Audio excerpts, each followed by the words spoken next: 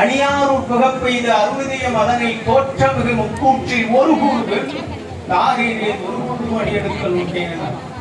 இந்த பாட்டை பாடணும்னா திருவாரூர்ல 3 கூறுகளாக விளங்கக்கூடிய திருவாரூர் கோயில் ஒரு கூறு, கமலாலய குளம் ஒரு கூறு, செங்கல்நீர் ஓடை ஒரு கூறு, மொத்தம் 3 பேர் 21 ஏக்கர் இந்த கோயில். சோழநாடு சாதாரண ஊர்ல பெரிய அற்புதமான ஒரு இடம். அந்த இடத்துல ஒரு கூறு தரலன்னா அடுத்த அடி பாட மாட்டேன் ஒன்னு சொல்லி எச்சரிக்கிறார். அப்ப பாட்டுக்காக தான் சாமி இறங்கி வீதியில நடந்தார். இதை ஞாபகத்தில் அப்ப பொருளையே தான் சிந்திச்சு அருளை சிந்திக்க மாட்டோம். அதனால நம்ம கேட்க வேண்டிய நிலையில தான் நம்ம இருக்கிறோம். கேட்போம். கையெடுத்து கும்பிடுங்க, வணங்கிக்கலாம். தமிழ்ல பாடுனா சாமி இல்லைன்னு சொல்லாதுங்க. தமிழுக்காக சாமி எத்தனையோ அற்புதங்களை செய்திருக்காரு. நீங்க நாயன்மார்கள் வரலாறு பார்த்தீங்கன்னா தெரியும். குறிப்பா சுந்தரமூர்த்தி நாயனார் வரலாறு பார்த்தீங்கன்னா 2 முறை திருவாரூர் கொண்டாட்டி கூட சண்டை போட்டா தீர்க்க முடியாது, பெரிய பிரச்சனை. அதை தீர்க்கறதுக்கு வந்தாரு சாமி. எவ்வளவு பெரிய விஷயம், எவ்வளவு கருணை இருந்தா அதை செய்திருப்பாரு சாமி. அதுக்கு காரணம் என்னவா இருக்கும்னு நினைக்கிறீங்க நீங்க? பாட்டு கேட்கணும், வேற ஒண்ணு செய்து அன்பு என்னும் அந்த அன்பை அமுதமாக அவனுக்கு அமைத்து அர்ச்சனை செய்து இன்னைக்கு நாம இங்க நிக்கிறோம் இல்லையா? இப்போ இவனிடத்துல கேட்க வேண்டிய நேரம் இது. இதுவரைக்கும் பணி செய்தாச்சு. இப்போ இறைவனிடத்துல விண்ணப்பம் செய்ய வேண்டிய நேரம்.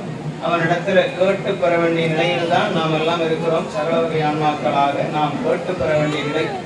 என்னைக்கு யான் எனது என்கின்ற செருக்கு அருகிறதோ அன்னைக்குதான் நம்ம சிவபெருமான்ட்ட எதுவும் கேட்காம இருப்போம்.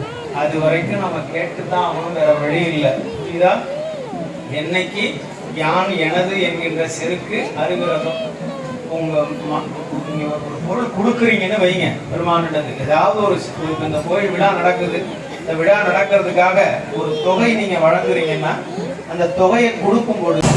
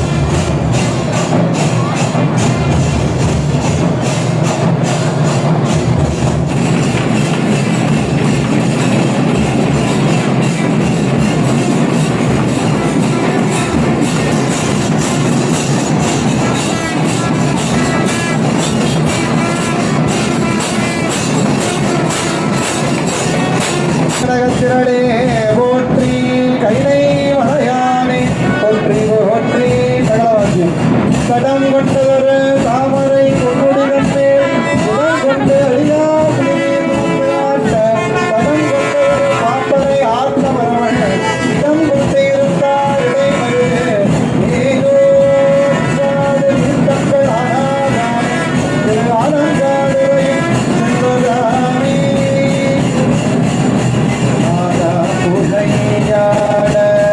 பைபோல் தனல்